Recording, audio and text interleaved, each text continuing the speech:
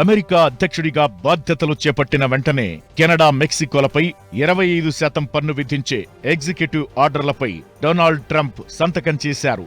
అంతేకాకుండా వలసలు, డ్రగ్స్ అక్రమ రవాణాను సరిహద్దుల్లోనే కట్టడి చేయడంలో విఫలమైతే అమెరికాలో 51వ రాష్ట్రంగా కెనడా చేరాలని ట్రూడోకు చరకలంటించారు.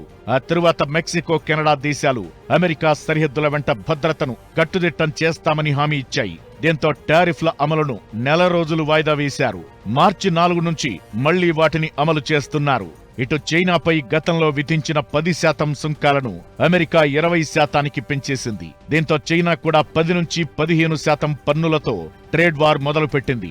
ట్రంప్ చేసిన ఈ ట్రేడ్ వార్ ఎఫెక్ట్ స్టాక్ మార్కెట్లపై భారీగా పడింది.